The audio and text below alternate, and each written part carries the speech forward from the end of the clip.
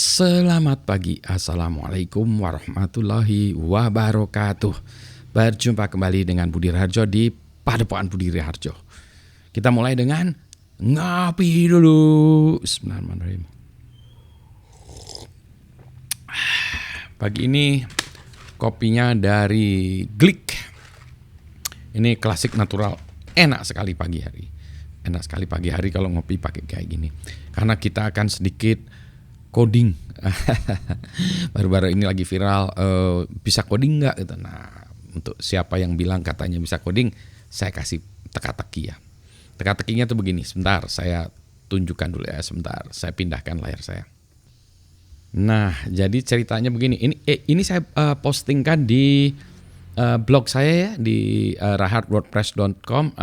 Ini teka-teki pemrograman persen 1. Nanti linknya saya taruh ya, tautannya saya taruh di bawah. Jadi ini bagi yang bisa coding, coba selesaikan permasalahan ini. Jadi misalkan ya, kita diberikan sebuah set S.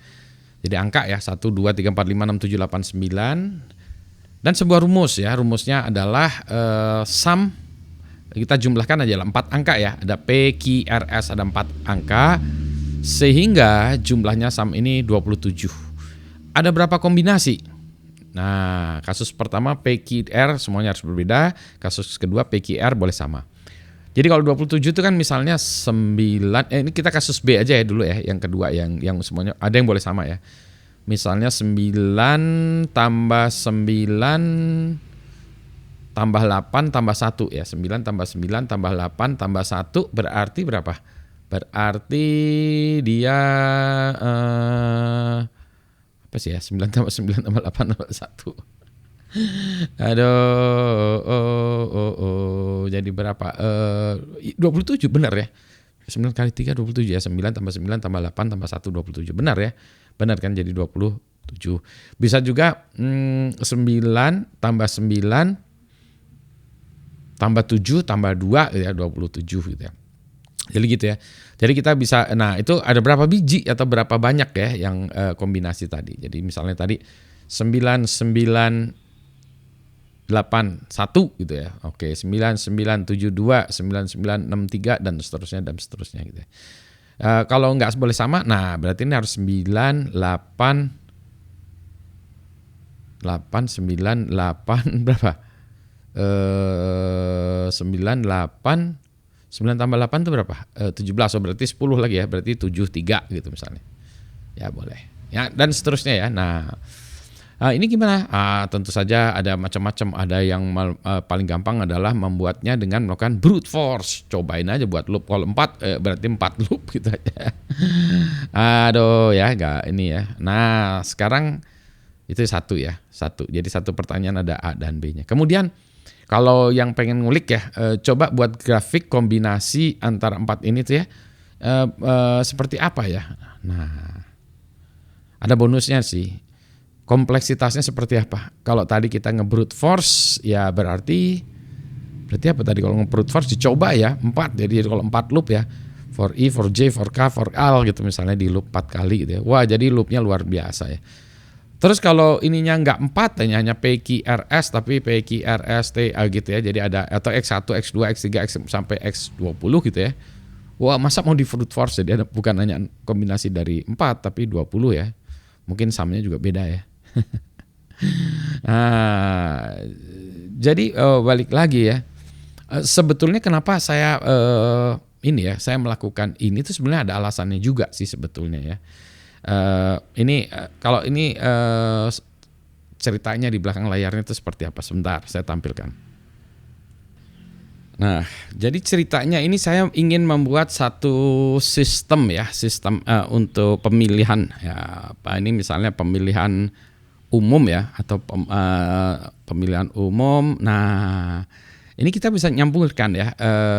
Jadi setiap orang yang datang itu kertas coblosan suaranya itu beda-beda. Setiap orang tuh kayak gini nih. Orang-orang tuh punya angka dan punya foto kandidatnya. Nah, ini di-print oleh masing-masing orang, beda-beda.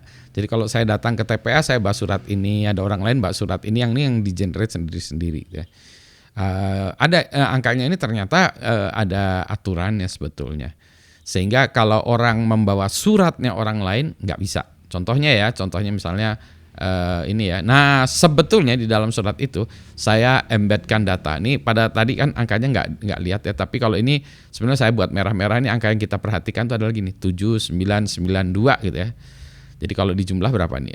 Tadi ya 27 gitu ya. Jadi kalau misalnya kita pergi ke TPS, nah di TPS itu disebutkan bahwa yang boleh ke sini tuh hanya orang yang bawa kertas yang kalau sel ini ya, yang ini ya ditunjukkan kolom ya. Jadi kolom dan baris ini kalau dijumlahkan itu 27, maka dia boleh mau voting di situ. Kalau enggak boleh.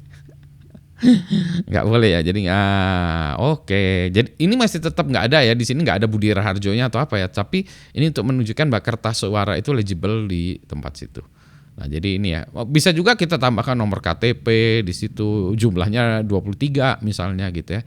Terus tadi yang ini sel-selnya adalah ditaruh di sini, sehingga tadi bukan hanya tempat TPS, tapi nomor KTP-nya juga bisa diembedkan di cerita itu ya. Gitu ya. Jadi nah ini sebetulnya tadi ya. Jadi kalau menjumlahkan itu lebih mudah daripada memfaktorkan ya. Jadi menjumlahkan ya. Jadi kalau saya kasih tahu 27 gitu ya, atau saya kasih kertas gini kan kita nggak tahu ini sebetulnya ada 27 ya di situ yang kan. Jadi dan karena 27 tadi satu orang bisa letaknya 7992, tapi ada juga yang bisa 2799 gitu ya, atau berapa posisinya tetap di sini tapi ininya yang berbeda gitu ya. Atau tadi ya di sini bukan 72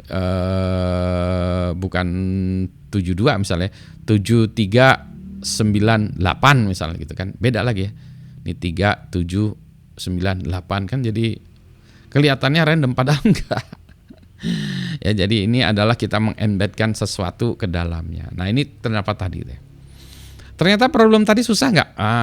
Ternyata sudah ada ini ya, udah ini ya. Nah, ternyata itu namanya ini namanya tadi permasalahan tadi adalah namanya subset sum. Ya, jadi ini adalah NP complete problem. Nah, jadi kalau kita lihat ya tadi 4 variabel kalau kita jumlahkan, 4 variabel kalau kita jumlahkan yang paling banyak tuh 18 ya. Berarti kalau bisa tuh 18 sih ya. Paling banyak kombinasinya ya. Permutasi ya. Bukan kombinasi, permutasi. Gitu ya. Jadi tuh. Anyway, ini saya balikan lagi. Cas gitu. Jadi seru ya. Yang awalnya hanya tes codingan gitu, tapi sebetulnya ini menarik untuk diulik gitu ya. Jadi ada ceritanya panjang. Nah, inilah dia kalau orang ada ini dua aspek ya. Satu aspek dari desain problemnya, bukan desain problem, ada problem yang kita desainkan. Ini karangan saya ya. Sayangnya ide gini nggak bisa dipatenkan. Saya mencoba mempatenkan. Ini sebenarnya kalau dilihat ini adalah problemnya adalah poor man has problem. Atau poor man's IFP, integer factorization problem, yang digunakan di dalam voting. Kenapa saya tadi milihnya gitu? Karena nanti orang-orang bisa bawa kertas atau itu bisa dibuatkan aplikasi. Jadi kalau kita bawa aplikasinya QR code yang mana isinya tuh adalah array tadi ya, matrix tadi ya. Anyway, ceritanya panjang lah ini.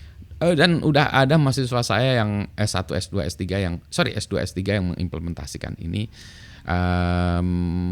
Jadi seru ya. Jadi electronic voting itu bisa terjadi dengan cara yang murah. Oh ya, karena tadi di kertas ya. Nanti ininya tuh bisa pakai ini ya, di tempatnya itu ya, dia bisa pakai bolongan ini. Pakai mana tadi ya? Pakai bolongan aja, pakai kertas yang di atasnya bolongan ditempel ya di atasnya gitu. Kayak kalau kita meriksa ini ujian ya, ada bolongan-bolongan untuk jawaban yang korek ya. Ini juga gitu, kertasnya kita di sisi petugas di lapangan tuh dia tinggal pakai bolongan aja. Bolongan ditaruh di atasnya, dia hanya menjumlahkan, ditalar pakai otak atau pakai kalkulator juga bisa. Ini ceritanya udah panjang ya, seru kan ya. Inilah dia codingan. Kalau bisa codingan, menerjemahkan ide menjadi sebuah masalah matematik, masalah codingan gitu ya, seterusnya gitu ya. Jadi menurut saya ya kalau orang bisa coding ya harusnya bisa melakukan ini gitu ya. Atau jangan-jangan itu bukan bisa coding Pak, jago coding. Belum lagi nanti kalau kita bilang ini ya, kalau saya tanya big oh-nya gimana? Pusing Pak. Udah pagi-pagi masa dikasih pusing-pusing. Kita asiknya ngopi dulu.